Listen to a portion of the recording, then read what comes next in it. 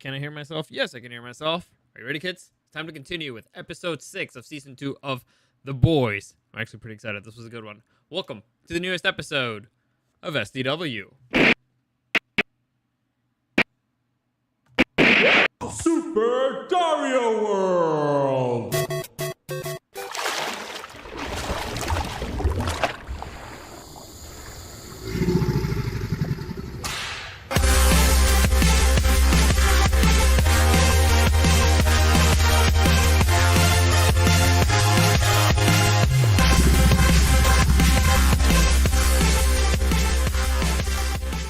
So, that was a bit of a fuck up.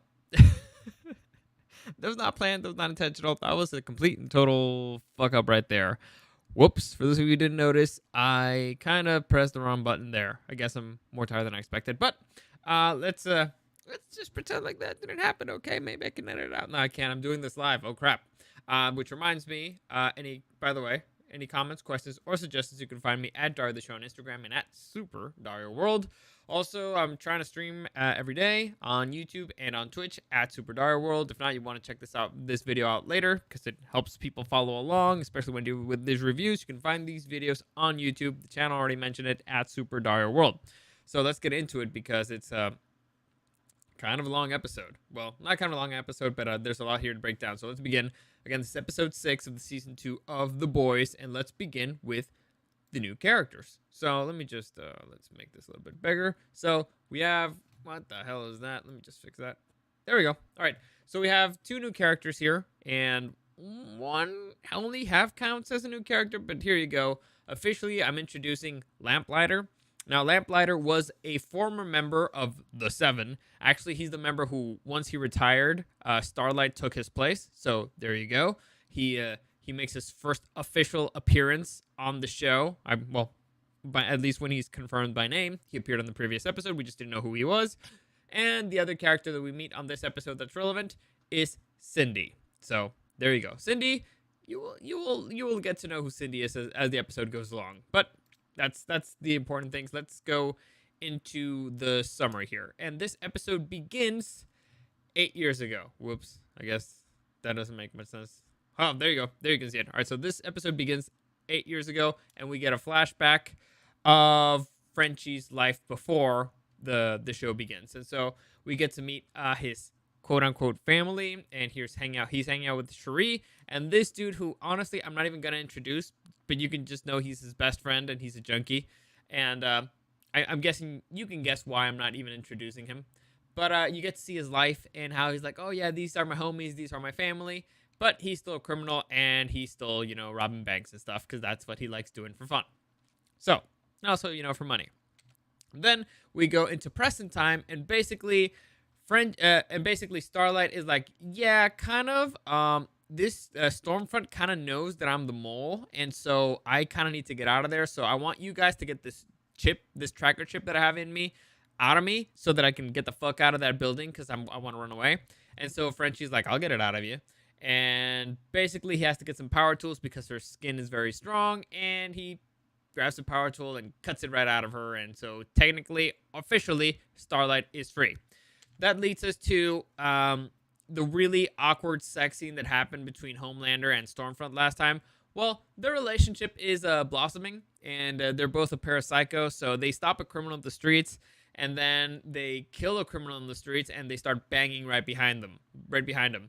This is a really fucked up relationship, and it reminds you of when you're watching this relationship, you're like, please, no, not that chick. You can't. Like, you're already a psycho. You can't date another psycho. It's like, it reminds me of in Breaking Bad when Jesse Pinkman was dating Jane, and you're like, this is just the worst thing you could do. Like, dude, Jesse, no, get away from this chick. She's gonna ruin you. That's kind of how it feels like right there. Anyway, and they're on TV, and they're kind of flirty because they're doing an interview for the movie. And Billy Butcher and oh my god, and Kimiko, I blanked out on her name for a second. And Kimiko are watching the show, and they're like, yeah, those two are totally fucking. That's when Huey and Starlight and Frenchie show up, and for some reason, Kimiko is still upset at Frenchie. I mean, I wonder why. The dude just basically told her off and be like, fuck off, go be a murderer and a monster if you want. And for some reason, Kimiko likes Starlight. So, well, should we call her Anne now? Well, she likes Anne, so she hugged her. However, Billy Butcher still doesn't like Anne, and that leads to a conversation of like, why the fuck did you bring her here? Turns out that Anne has a bit of information regarding Stormfront's past, and she discloses that while checking out her computer, she found a bunch of emails from Stan Edgar. For those of you who don't remember who Stan Edgar is, he's basically the head of Vought right now. He's played by Giancarlo Esposito. He's, again, another Breaking Bad guy. Interesting. Anyway, so she says that they have had a bunch of emails from that guy saying that they're close to a breakthrough at a psychiatric clinic, so they're going to check it out. Now, interesting things here. You know how I've been complaining a lot that I have no idea who Stormfront is playing or what is going on? Because she works for Vought, but publicly she complains about Vought and she tells people to boycott Vought. It's very confusing. And now it turns out that she's actually emailing with the head of Vought. It's weird. It's confusing, but whatever. Let's hopefully they'll explain all that part eventually. Next, we have Maud here, who was visited by the Deep, and the Deep basically, here's what happens.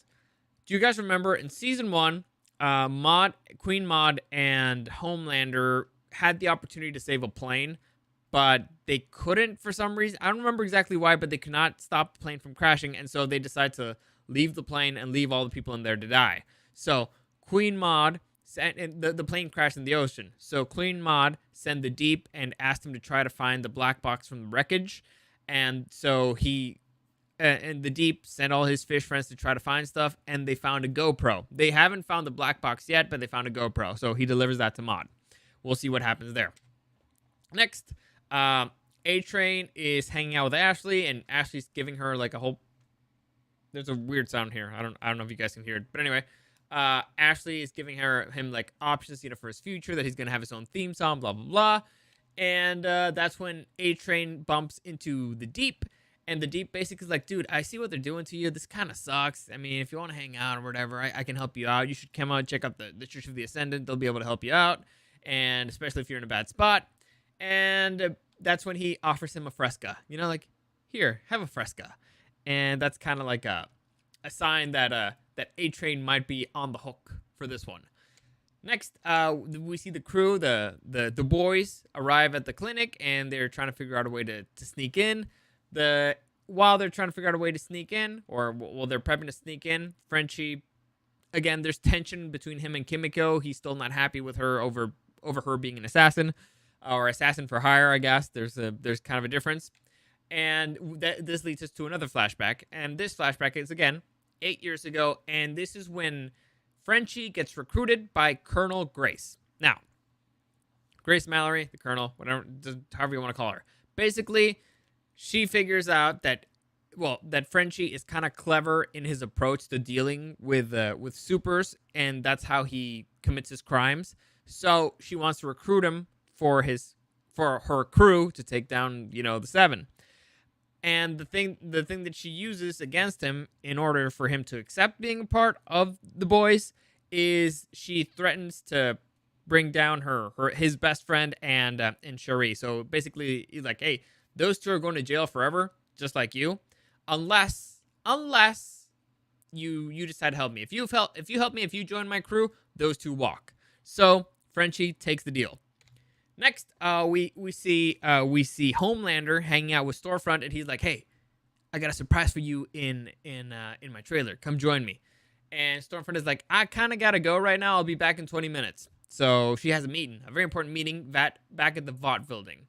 So Homelander goes inside of his trailer, and he's kind of disappointed. He bought some flowers for her, and he looks at the clock. He's like, "All right, 20 minutes. Not too bad waiting for 20 minutes."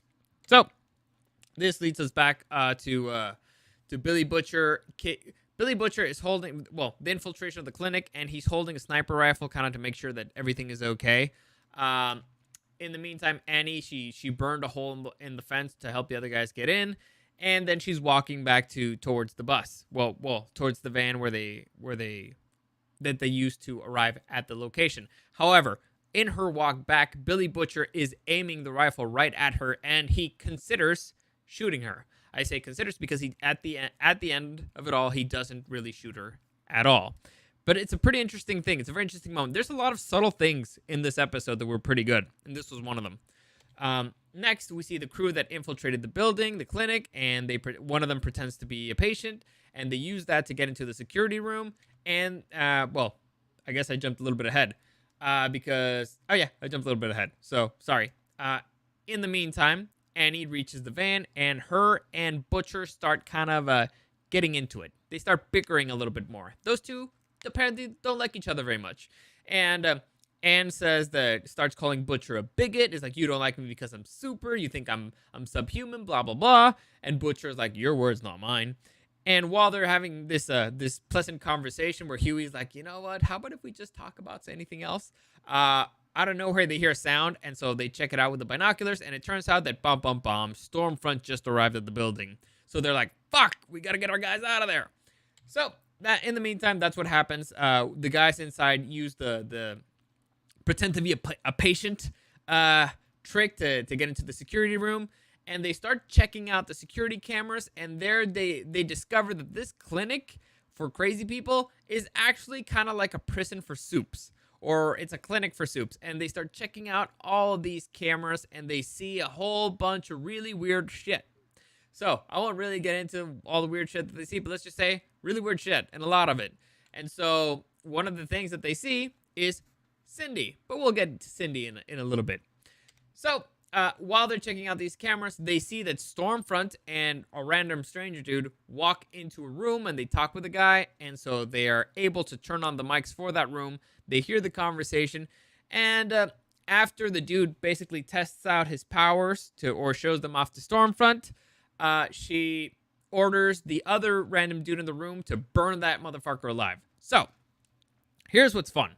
Now we know who this guy is, because Frenchie recognized him. And this leads us to a pretty interesting situation. First off, if you guys remember, Stormfront killed Kimiko's brother. So Kimiko wants to kill Stormfront. On the other hand, this dude is Lamplighter. For those of you who don't know who Lamplighter is, I already explained it, but I did not explain his powers. Did you guys ever watch X-Men 2, X-Men United? Well, in X-Men 2, X-Men United, or pretty much in the entire X-Men franchise, there's a character there called Iceman. Iceman, right? The actor who plays Iceman plays Lamplighter here. However, the powers of Iceman here are the powers of Pyro in X-Men 2, X-Men United. I know that was confusing, but basically imagine the same actor who played Iceman appears in The Boys, all right? And that actor, his powers are the same powers as Pyro had in X-Men 2, X-Men United. Now, what were those powers? Basically is he can manipulate fire. That's his power. So as far as we can see here, that's Lamplighter's power. He can grab a flame and manipulate it in whatever shape he wants. However, he cannot create fire as far as we can see. So he needed a lighter to actually start it. Anyway, so that's we see Lamplighter burning that guy alive. And so here's a few things that you didn't know about Lamplighter. Frenchie hates him because, and also Colonel Mallory hates him because the Colonel retired because Lamplighter killed her grandchildren.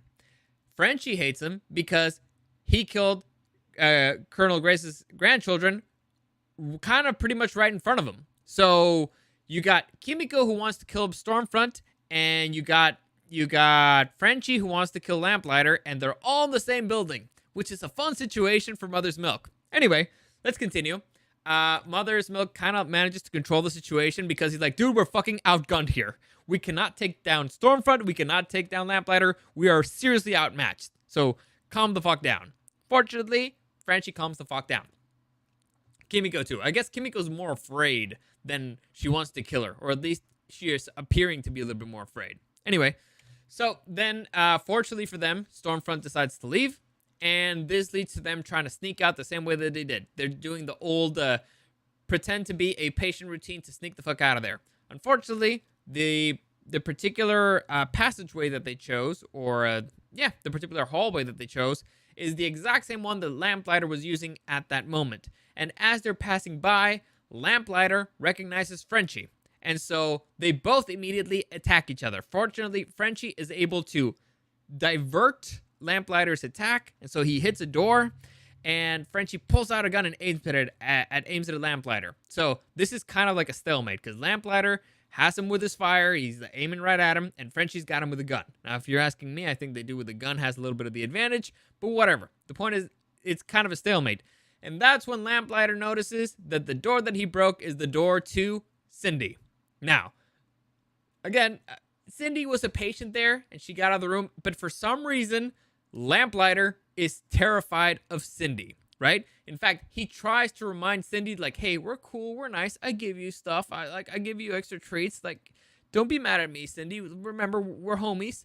And this is how terrified Lamplighter is of Cindy. If you can see here in this image, Lamplighter has a gun being aimed to him right at his face. Like, Frenchie is 3 feet away from him, aiming a gun right at him. And Lamplighter is not looking at Frenchie anymore. He's looking straight at Cindy. So he's more afraid of Cindy than he is afraid of Frenchie with the gun. Why is that, are you asking? Well, a guard shows up out of nowhere and he shoots at Cindy, hits her in the back. Cindy turns around and explodes the motherfucker. And by explodes the motherfucker, I mean explodes the motherfucker. Like, it's exactly how Mother from Raised by Wolves explodes motherfuckers. You know, yells at them and they explode. Except Cindy just kind of like closes her fist and motherfucker explode everywhere. Like, the dude is covering the entire hallway now. It is nuts. Also awesome. Anyway, since the boys aren't any idiots and Lamplighter's not an idiot, they all run the fuck away. So Cindy decides, I need to invite my friends to this party, and she breaks down all the doors, and all the crazy soups came out to play. So this brings us to the crew here kind of like finding a room where they could hide themselves in. But however, you know, Frenchie still wants to kill Lamplighter, and Lamplighter still doesn't want to get killed. So this leads to a tense conversation where they're like, all right, is there a way to get out of here? And Lamplighter's like, fuck you guys who want to kill me. I ain't gonna tell you shit. I'm gonna get out of here by myself. And Frenchie's like, fuck you, dude, I'll kill you unless you help us. Like, that's not a good negotiation tactic. And in that moment, they notice through the screens that there's a whole bunch of crazy superpowered beings killing people all over the building. And all of a sudden, one of the crazy people breaks down the door and attacks Lamplighter. Now, this particular person spits acid, but I'm gonna save you the gory stuff. And let's just say that Kimiko stops that guy, and Lamplighter decides, you know what? All right, we'll team up. We'll stick together. That'll work. This is cool. And so they decide to team up and try to survive the crazy soups in the building. In the meantime, Butcher is outside trying to call them and be like, hey, dudes, get the fuck out of there. What the hell's happening inside of there? It's we need to get the fuck out.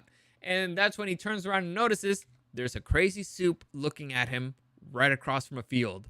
And so he tries to calm the dude down. Unfortunately, the dude blasts like a psychic wave that sends him, Starlight, and the van with Huey in it flying. It just goes off flying.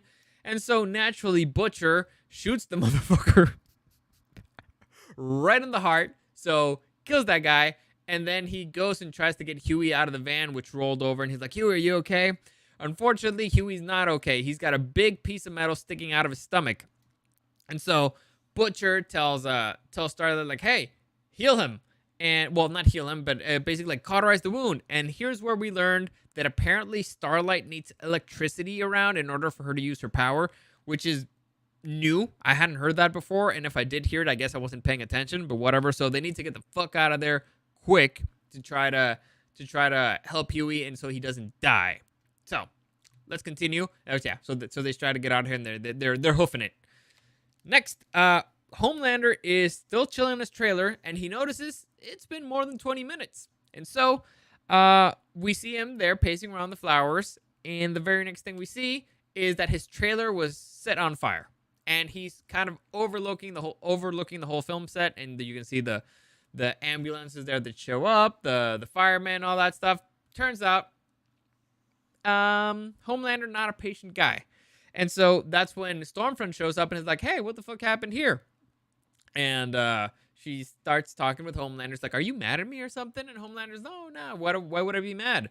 Uh, Turns out that Homelander actually went to the Vought building to look for her, and she wasn't there, and so that led to her being like, "Oh shit, I kind of lied to you," and but she tries to play it off like, "Wait, you went there to check on me? Well, you were looking for me? Are you tailing me?" Um, that type of game doesn't really work with Homelander because again, he's way more powerful than everybody else, and he can do whatever the fuck he wants, unfortunately. And so, Homelander's pissed and basically says, "You know what? Fuck this," and leaves. So this leaves Stormfront kind of just hanging there and being like, "Oh shit, I fucked up big time." Um, Actually pretty good acting by this particular chick. I've really liked her. She's a complete psychopath. She's a crazy person and she's evil, but great acting from this chick, particularly in that scene. I really enjoyed it. Anyway, next we have we're back with the Deep and A Train with Alistar from Adana. The Alistar? I don't know. Alistar Adana, let's say. I'm gonna say Alistar, because that sounds better. Alistar Adana and the Church of the Ascendant, and they're having lunch and they're drinking their frescas. You know, you can see the frescas.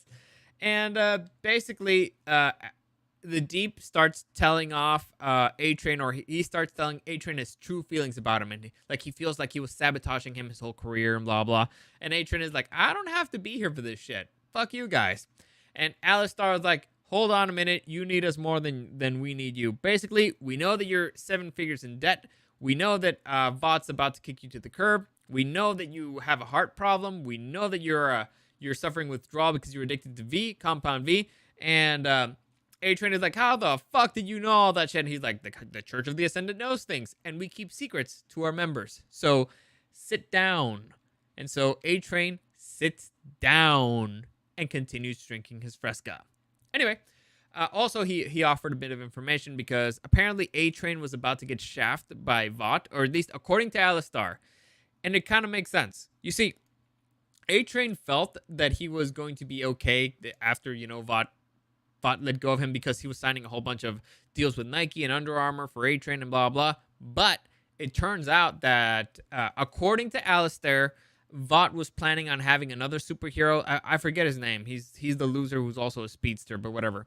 They're going to have that dude take up the mantle of A-Train. So all the deals that they were signing were for A-Train, the brand, the character created by Vought, not for him specifically. So they were gonna screw him over apparently, and so Alistar was like, maybe we can help you out. Maybe I can help you get back in.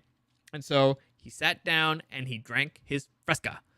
Moving on, we're back at the clinic and they arrive at the drug room and they're trying to figure out, well, how the fuck we can get out of here? What can we use? And Frenchie starts grabbing a whole bunch of stuff and being like, maybe we can make a weapon. So they're in there and they start talking and, they start kind of yelling at each other. And basically Frenchie is pissed off at Lamplighter because of the reason that I said. He's the dude that killed a whole bunch of kids right in front of him. Well, a couple of kids right in front of him. And this leads us to another flashback. Now, instead of going 8 years back, this takes us back 5 years. And it turns out that 5 years ago, the Colonel had actually a bunch of dirt on Lamplighter. Lamplighter actually shows up to a meeting with the boys, and we learned that the Colonel had a bunch of dirt on this guy. And so basically, like, you're going to be our mole. You're a mole inside of Vought. We own you. And she put, and Lamplighter was like, fuck, all right, I'll do what you say. And she put Frenchie in charge of tailing him. This is very important. Frenchie was supposed to tail Lamplighter. So, this brings us back to present time. Anne is trying to stop a car and try to get a ride to the hospital. The guy that she stops, she tries to convince him to give him the car, while Butcher and Huey get out of the woods. The guy doesn't want to give up his car. He doesn't believe that Butcher is FBI because, I mean, dude's bleeding. Well, dude's got a bleeding guy and doesn't understand why he can't just give him a ride, whatever. Point is, dude pulls out a gun. And so he aims it at these two and he's like, hey, no, you guys have to submit, whatever. Butcher's not having it. The thing is kind of like getting out of hand. And so Starlight has to shoot the guy with her powers. Now, I know what you're thinking. I thought Starlight didn't have any powers. Well, apparently she can take electricity from the car, and she used the electricity from the car to zap the guy. Unfortunately, she ended up killing the guy, or at least she thinks she killed the guy. And when they get in the car, they notice that he had a baby seat or a child seat in there, and so now she feels kind of like shit. So back to the clinic. Um, Frenchie is again arguing with Lamplighter. Lamplighter then shares his side of the story, and he's like, "Dude, basically, I'm hoping because they talked about this quite a lot, but yeah, I think this is the moment. Basically, Lamplighter is like, all right, I did not mean to kill the kids. I thought I was killing your boss. So I went there to kill the colonel. I wanted to kill the colonel. I did not expect to kill kids. And it turns out it was kids, and I feel like shit, and blah blah blah." And then he asked a pretty reasonable question. It's like, wait, I thought you were tailing me. Why didn't you stop me? Why didn't you stop me from killing those kids? And so the Frenchie doesn't have a particularly good answer for this. And I believe this sends us to another flashback to the night that Frenchie was tailing Lamplighter. Apparently, Frenchie got a very bad phone call. And that phone call was from Sherry. And Sherry was saying, like, hey, you remember our best friend that we met for the first time in the beginning of this episode? Well, he's kind of ODing. So he went there, gave him an injection and try to, I believe it's adrenaline to the heart, and try to wake him up. So he kind of wakes him up and he's like, all right, I got to leave. I'm kind of in the middle of work. And Sherry's like, fuck you. Well, why are you leaving us? Blah, blah. And the other guy's like, yeah, fuck you, Judas, whatever. Even though you just came here and saved my life. How dare you leave me when I'm ODing? And whatever. So Frenchie gets out of there. And that brings us back to, I should do this differently. I'm breaking it down, like what happened through the episode. I'm going to go back to the other format where I can just finish a whole story because this is kind of confusing. Anyway, there's nothing I can do for this one, so I'll just continue. Anyway, this leads us back to Butcher driving to the hospital. Him and Anne have an interesting conversation here. Butcher's kind of trying to make her feel better about killing the dude, well, potentially killing a dude, and he's like, hey, you didn't have a choice. And Anne is kind of like, well, actually, I mean, when he pulled out the gun, I was more annoyed than anything else. I was like, oh, why'd you have to bring out a gun, you dumb motherfucker? Why are you in our way? And so Butcher kind of looks at her with a little bit more respect and doesn't like it because it turns out they're probably a little bit more similar than she's comfortable with.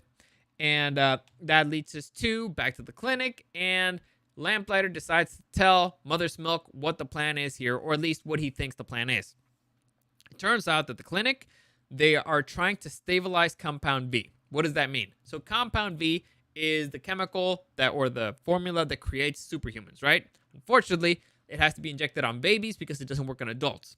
What they're trying to do is they're trying to perfect it and stabilize it so that it actually can work on adults. They can grab an adult, inject an adult, and that way it can turn anybody into a superhuman, basically. And so Mother's Milk is like, that doesn't make any fucking sense. Why would you want to have thousands of superhumans? It'll affect Vought's brand. Like, if you have too many superheroes out there, then why that'll affect your movies, it'll affect the mission. It doesn't make any sense. And Lamplighter's like, dude, I'm just the guy who burns people here. Like, come on, dude. Like, seriously. Anyway, that leads us to Frenchie sharing why he wasn't there that particular night and why he was late. And he shares that basically, yeah, well, my best friend was ODing, and so I wanted to check him out. And so by the time I came back, you were already gone. And so that's when you killed the kids. So it feels kind of like my fault. And later, he also later shares that his best friend didn't die that night. He survived. Unfortunately, that's the last time he saw him because he left town and he ended up ODing somewhere else. So the best friend did die, and that's why I didn't even introduce him, and because he's dead. He died from an OD, or at least, off-screen death could have happened, could have not, whatever. The point is, I think he's dead because the character's kind of boring anyway. Anyway, Mother's Milk then is like, dude, I mean, you could have told us this. We could have let you off the hook for these years. And Frenchie's like, nah, I kind of did not want to be left off the hook. Maybe I didn't want to I actually wanted to suffer for this. Which, all right, I mean, it's your life. Next, they get attacked by a dude with a giant dong. It's actually a very weird but kind of funny scene. And so this leads them to try to escape from the building again because the place where they thought they were safe, they're not safe anymore. And Frenchie creates a weapon that he thinks will work against Cindy. So they sneak up on Cindy, throws this this kind of like gas-like weapon at her, and Cindy crushes it with her mind powers, I guess. I'm guessing it's telekinesis. I'm guessing. And so the weapon was a massive fail. Fortunately for them, Stormfront shows up at that second and saps the fuck out of Cindy. So Lamplighter walks out to talk with Stormfront, and he basically starts blaming everything on a dumb doctor, and he leads her away from the crew. So, as you can tell, Lamplighter appears to be on the side of these dudes, at least for the moment. Next, this takes us to a hospital where Billy Butcher is checking up on Huey because Huey's hospitalized because he just got stabbed. Well, by a car, I guess. Shrapnel. He got a piece of shrapnel. He got something wasn't supposed to be in him. And so while they're there, him and Anne bond a little bit more over Huey, how ridiculous he is, and how ridiculous they are, and how basically they're shitty people and they don't deserve Huey and whatnot. And then Helena, if you guys remember Helena, the girlfriend of Queen Maud, is hanging out in her apartment while Maud is taking a shower. Helena is like, hey, I'm going to use your phone to order some food. She grabs the phone, which was connected to the GoPro that was in the bottom of the sea. And so she starts checking out the videos from the GoPro, and she sees the video of Maud basically abandoning a whole bunch of people on an airplane. So Maud notices this, and she starts being like, I'm going to use it against Lamplighter, and I'm sorry, and I'm going to bring it to CNN, and this is what's going to make us free, and I was scared, blah, blah. And she gives out a whole bunch of excuses, and Helena just gives her a look. And now she doesn't say anything, so this kind of is left in a cliffhanger, but if you can tell by the way she's looking at her, she's kind of done. We don't know. Honestly, we don't know. We don't know what's going to happen, but it doesn't look good for Queen Maud. Next, the boys, they got out of the clinic. They apparently stole an ambulance, and they're hanging out in the woods. This gives Kimiko and Frenchie a moment to talk, and Frenchie basically apologizes for trying to really hard. He really wanted to save her, but it was a way to, to not deal with his own problems and his own demons, and he was kind of pushing it on her. Well, he was trying to find a way to not feel so shitty by helping somebody else, and basically he apologizes, and kind of they mend the relationship. And also throughout this episode, Kimiko has been like, oh man, this dude's going through some shit. So it looks like they're mending those fences. Then the Colonel shows up, Colonel Grace. Frenchie tries to apologize because, he got his grandchildren killed. The Colonel's like, I just want to see this motherfucker. So she pulls out a gun and is like, all right, I'm going to kill this motherfucker. Lamplighter is like, all right, do it. I mean, you'll be doing me a favor. I came here to die. I'm ready to die. Like I did my confession. I want this to be over with. Apparently the dude still feels like shit because he burned a bunch of kids alive.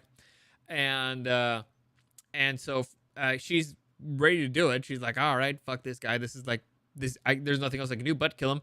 Frenchie tries to talk her out of it. He basically tries to convince her, like, trust me, killing him will be a mercy.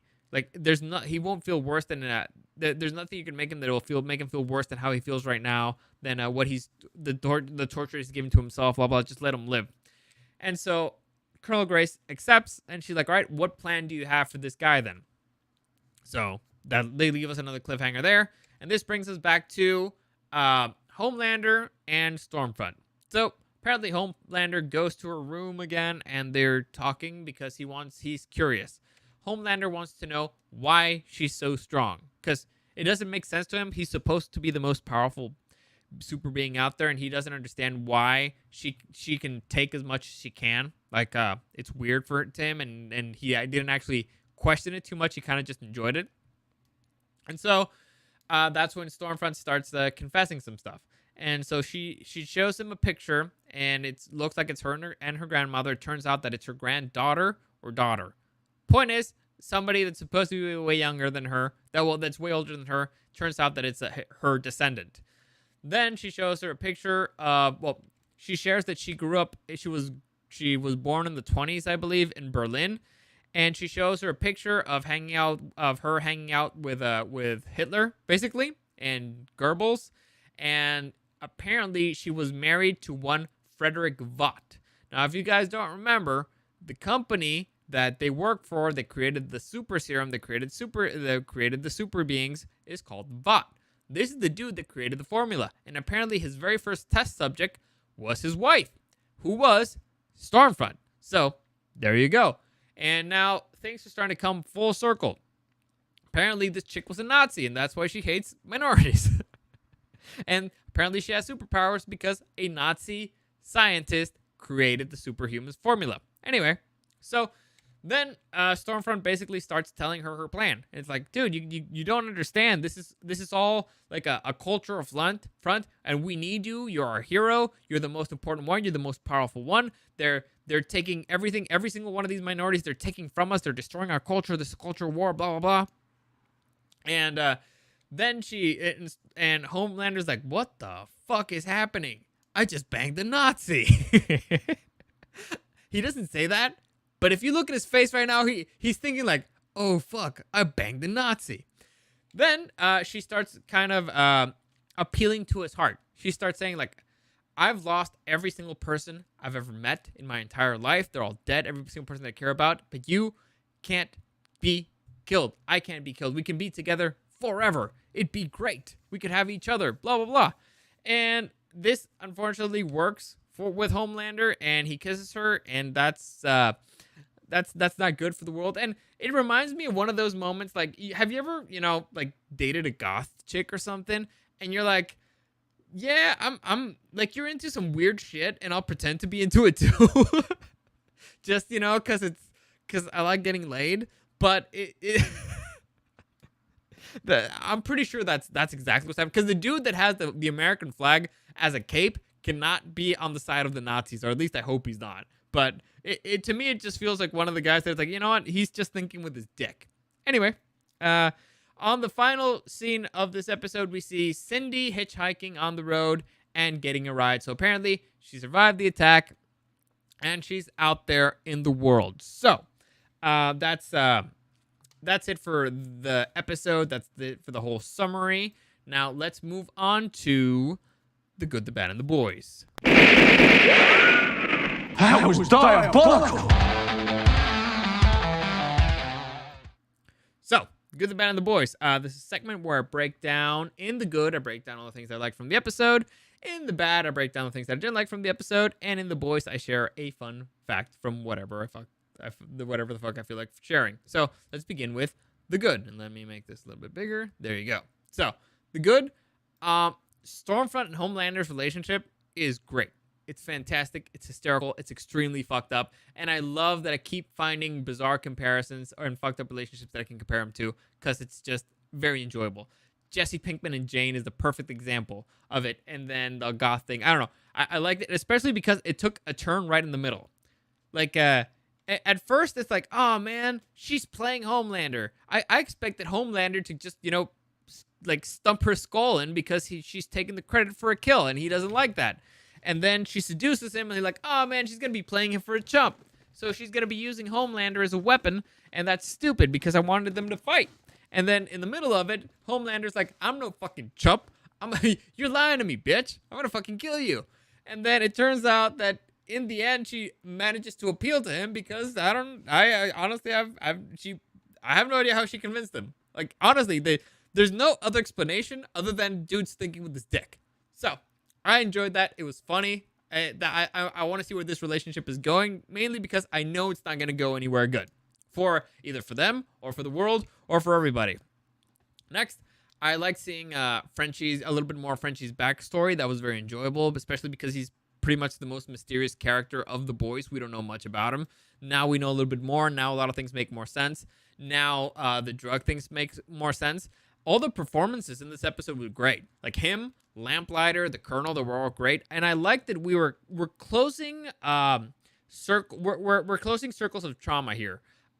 This was a very important episode for that because we're closing a lot of conflicts. Like the trauma, the hatred that Frenchie had on his belly towards himself and towards Soups was completely directed to Lamplighter, or it was completely caused by Lamplighter, and now he kind of found a way to let that go. And hopefully that'll make him grow as a character moving forward. Because apparently characters that are stuck on revenge are really not that interesting.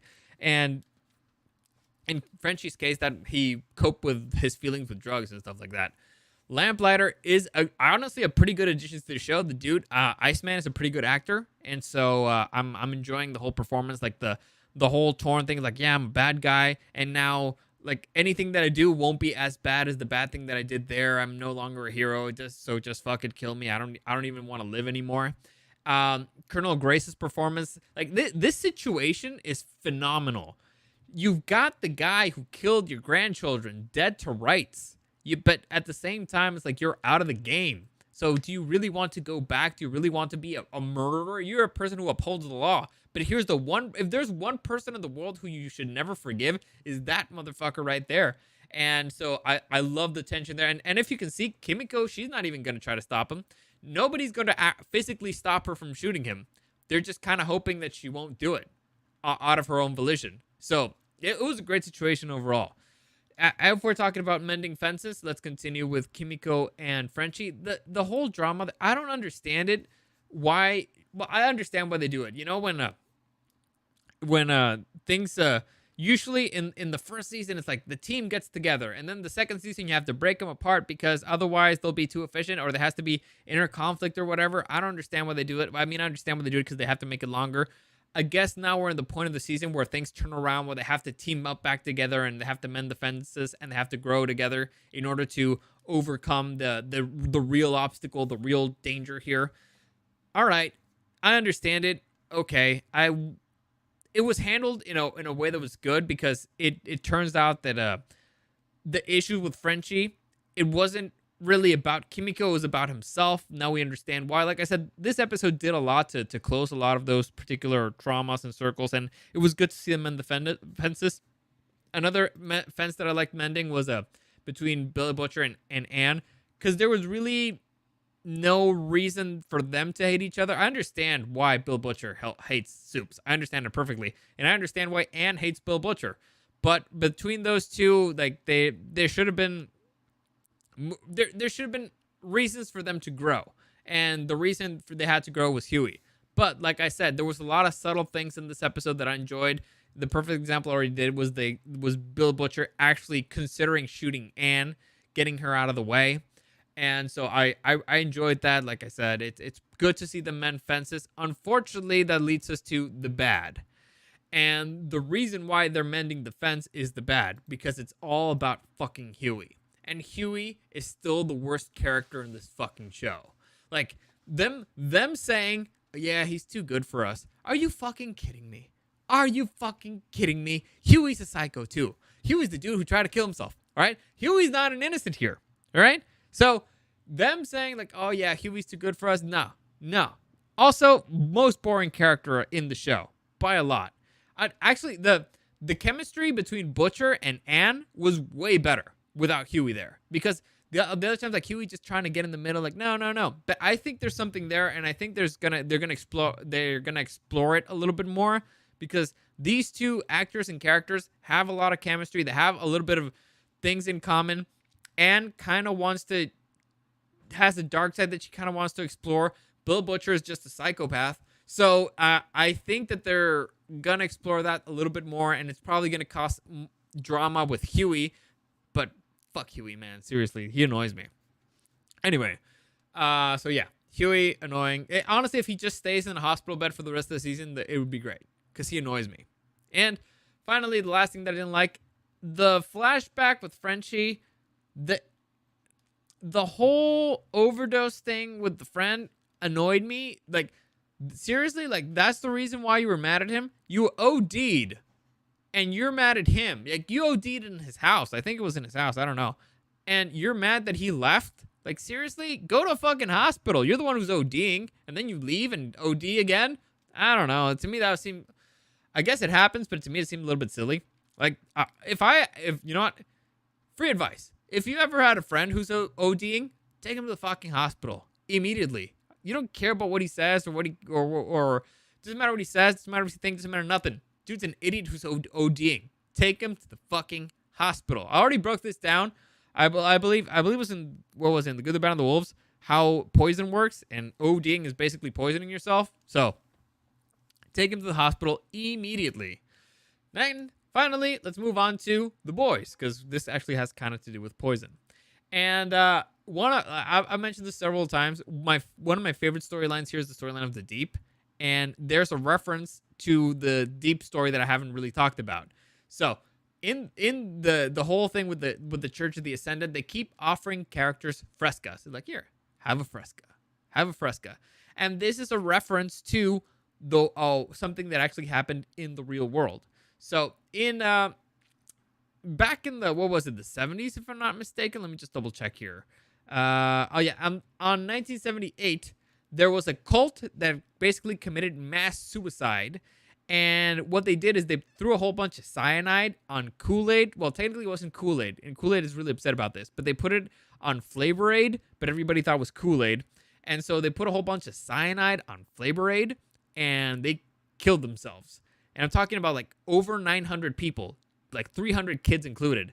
They drank it and killed themselves. And this is where the expression drinking the Kool-Aid came from, which is a reference to a person doing something that's dangerous, thinking that you're going to get something good in return. That's like, oh, you're really drinking the Kool-Aid there. That's the reference to that. And that's in the show, though, the whole Fresca thing. I'm pretty sure that that's the reference too, because it has to do with a cult, which looked like that's what the Church of the Ascendant is. What happened in the real world, if you guys want to look it up, is called the Jonestown Massacre. And fair warning, I'm going to show you a picture. It's an aerial picture, and it's far, but you can see the results of it. And so, fair warning, in 3, 2, 1, this is a picture of the Jonestown Massacre. Again, it's an aerial shot. It's from afar, but these are all these people drank the Kool-Aid with cyanide in it. And the leader was this guy named Jim Jones, who convinced people that since the socialists weren't going to come in to save them from their little commune, they had to die an honorable death. And so he convinced almost 1,000 people to drink Kool-Aid with, Flavor Aid with cyanide in it. And then he convinced a few of his living members to go out and murder a few more people and then commit suicide. One of the people who they end up killing was a congressman named Leo Ryan. It's a really fucked up situation, a really fucked up story. Like I said, if you want to go check it out, check it out. It was called the Jonestown Massacres. But yeah, people do fucked up stuff. Anyway, that is I'm pretty sure that the whole "here, have a Fresca" is a reference to that, drinking from the Kool-Aid. And so this leads to an interesting situation. Is that the direction where the Church of the Ascendant is going? Are they going to? Probably not going to do a mass suicide massacre. But are they going to do something that's that crazy? Are they going to do something that wild? Or is it just a reference that these people are that crazy? These people are like that. They're that big of zealots. They've drank the Kool-Aid. And so I don't know. I'm looking forward to it. I hope it is a reference to that and that it'll lead to something else. And if not, if it's just a little inside joke for the people there, I'm still enjoying it anyway. But yeah, that's a fun fact for you guys. Hopefully you enjoyed it. You enjoyed that. That's the good, the bad, and the boys for today. That was the review. I still have not seen the other episodes. It's been torture because I like to binge watch stuff, but the other episodes are up. I'm hoping that I will be able to see the next episode of Raised by Wolves maybe tomorrow. I don't know. We'll see. We'll see how the day goes, but I'll try. That's it for today. As always, any comments, questions, or suggestions, you can find me at Dario the Show on Instagram and at Super Dario World. Thank you for listening, and I'll see you again next time.